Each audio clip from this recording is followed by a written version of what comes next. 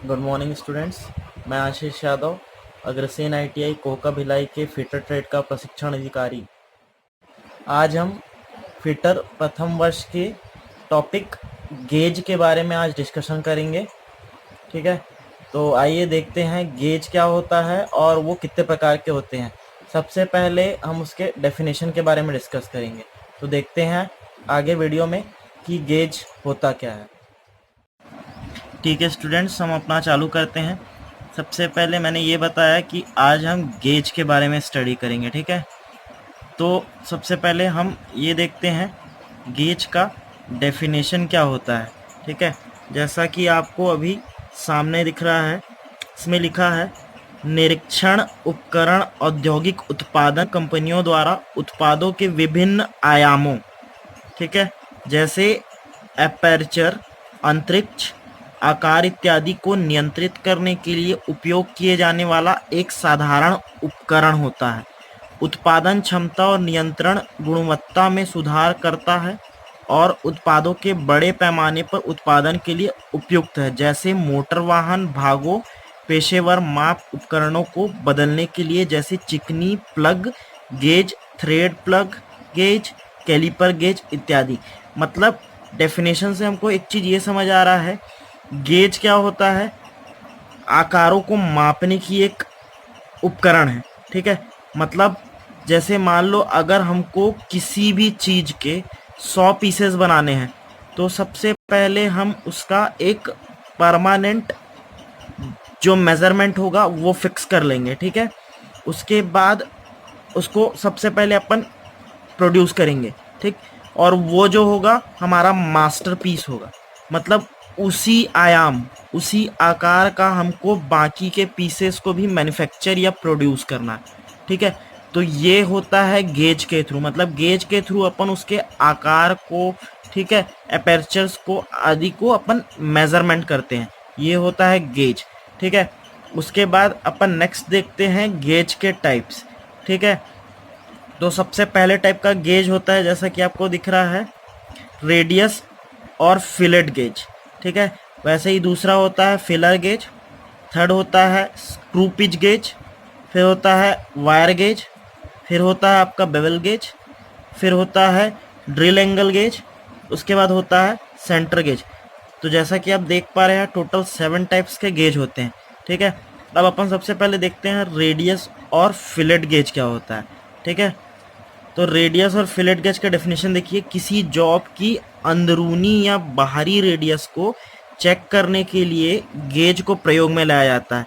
मतलब मान लो किसी भी सर्कुलर जो भी एलिमेंट है या फिर कुछ भी है, उसके बाहरी या फिर अंदरूनी, मतलब एक्सटर्नल या इंटरनल जो भी रेडियस होता है उसको चेक करने के लिए इसका यूज करते हैं। जैसा कि नाम से ही हमको दिख रहा है, रेडियस और फिलेट गेज। ठीक है, आगे क्या लिखा है, ये सेट में पाई जाती है जिनमें रेडियस के अनुसार कई ब्लेड होते हैं। इन ब्लेडों को नट और स्क्रू की सहायता से एक होल्डर में फिट किया जाता है। ठीक है, सेट में मिलती है बोल रहे हैं, तो आप देख सक रहे हैं यहाँ पर भारतीय स्टैंडर्ड के हिसाब से ये 0.6 से 25 mm साइज तक पाई जाती है। ठीक है, मतलब रेडियस गेज अपने को 0.6 से लेकर 25 mm तक अपने को मिल सकता है। देख सकते हो जैसा एक अपना टेबल बना हुआ है क्रम संख्या सेट साइज, तो सबसे पहला सेट जो है 0.6 से 0.8 mm तक, उसमें 0.6 और 0.8 mm के साइज के गेज मिलते हैं। उसके बाद दूसरा सेट जो बना हुआ है 1 से 6 mm तक, उसमें आप देख सकते हैं कि एक 1.2, 1.6, 2, 2.5, 3.4, 5.6 mm तक के जितने भी गेजेस हैं सेट 1 से 6 के बीच में आते हैं। उसके बाद नेक्स्ट वैसे ही आप देख सकते हो थर्ड 8 से 25 mm तक के गेज, उसमें 8, 10, 12, 14, 16, 18, 20, 22 और 25 mm के गेज आते हैं। ठीक है, ये हो गया हमारा रेडियस गेज। मतलब अपने को पता चल गया कि रेडियस गेज के यूज़ कहाँ पर करते हैं, इंटरनल या फिर एक्सटर्नल रेडियस नापने के लिए, मतलब मेज़र करने के लिए अपन रेडियस गेज का यूज़ करते हैं। उसके बाद नेक्स्ट हमारा जो टाइप है वो है फिलर गेज। ठीक है, जैसे कि आप देख पा रहे हैं इसका डेफिनेशन, इसको थिकनेस या क्लियरेंस गेज भी बोलते हैं। मतलब फिलर गेज को ही थिकनेस या क्लियरेंस गेज बोलते हैं। ठीक है, इसका मुख्य प्रयोग फिट किए हुए पार्ट्स के बीच में क्लियरेंस मापने के लिए या मशीनों को अलाइनमेंट में सेट करने के लिए और ऑटोमोबाइल में पिस्टन और सिलेंडर के बीच के क्लियरेंस को मापने के लिए किया जाता है। मतलब जैसे फॉर एग्जांपल आप समझ सकते हैं किसी भी दो चीज़, ठीक है, किसी भी दो चीज़, जैसे यहाँ पर आप देख सकते हैं यहाँ पर का गैप, यहाँ और यहाँ, इन दोनों के बीच में जो गैप है, ठीक है, इन दोनों के बीच में जो गैप है इसको नापने के लिए अपन फिलर गेज का यूज़ करेंगे। ऐसे ही बहुत सारे जगहों में जो बीच में गैप होता है उसको नापने के लिए अपन फिलर गेज का यूज़ करते हैं, ठीक है। ये भी सेट में पाई जाती है जिसमें कई ब्लेड होते हैं, प्रत्येक ब्लेड पर ब्लेड की मोटाई का साइज लिखा होता है। इन ब्लेडों को एक होल्डर और नट के स्क्रू की सहायता से फिट किया जाता है। जैसा कि इसमें भी आप देख पा रहे हो ब्लेडों की संख्या लिखी हुई है एक साइड और दूसरे साइड लिखी है ब्लेडों की मोटाई mm में, ठीक है। ब्लेडों की संख्या देख लो 8, 9, 16, 11, 14, 11, 11 इस टाइप्स के ब्लेड की संख्या और वैसे यहाँ पर ब्लेडों की मोटाई लिखी हुई है, ठीक है। मैं इस PDF को भी फॉरवर्ड कर दूंगा आपको, इससे आपको आसानी होगी ब्लेडों की संख्या और मोटाई को देखने में और कौन कौन से साइज के गेज मिलते हैं उसको देखने में। अपन नेक्स्ट देखते हैं। नेक्स्ट जो हमारा है वो होता है वायर गेज, ठीक है।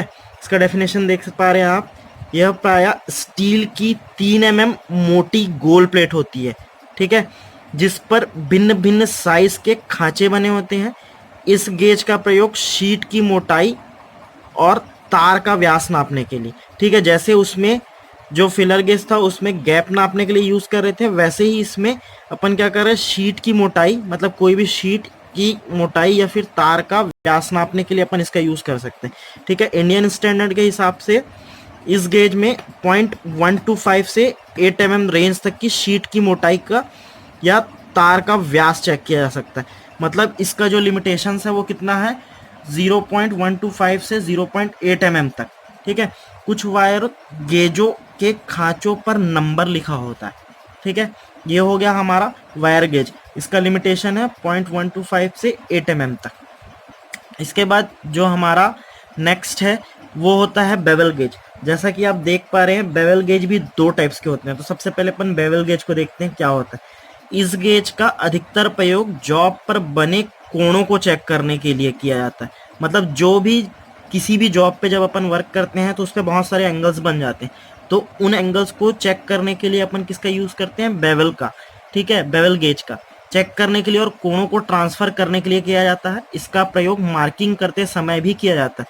मतलब बेवल गेज का यूज़ अपन एंगल मेजरमेंट के लिए प्लस मार्किंग करने के लिए दोनों के लिए कर सकते हैं। अब जैसा कि मैंने बताया ये भी दो टाइप्स के होते हैं। तो सबसे पहला जो टाइप हमको दिख रहा है वो है यूनिवर्सल बेवल गेज, ठीक है। ये क्या होता है, इसकी बनावट में एक स्टॉक होता है, स्टॉक, और दूसरा ब्लेड होता है। इन दोनों को स्क्रू और नट के द्वारा क्लैंप किया जाता है, ठीक है।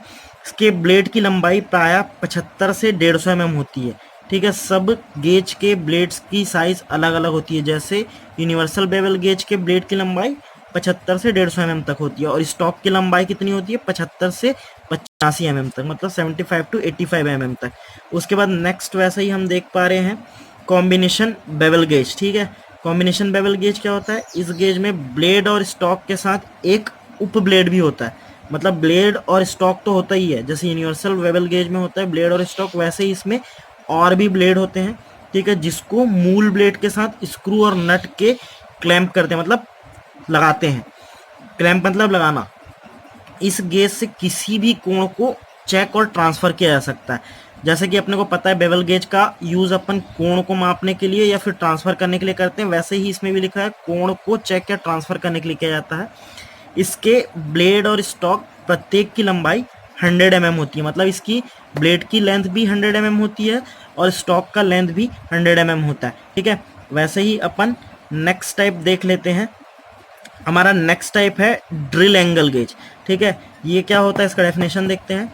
ड्रिल को ग्राउंड करते समय उसमें कटिंग एज के कोणों को चेक करने के लिए जिस गेज का प्रयोग किया जाता है उसको बोलते हैं ड्रिल एंगल। मतलब क्या बोल रहा है, ड्रिल को ग्राउंड करते समय उसमें कटिंग एज के कोणों को, कटिंग एज जैसे अपन ड्रिल मारेंगे तब वो मैं आपको दिखाऊंगा क्लास में, उसे ड्रिल एज एंगल एज कहते हैं। इसका प्रयोग हिल के कटिंग एज का कोण और लिप की लंबाई आदि को चेक करने के लिए किया जाता है, ठीक है।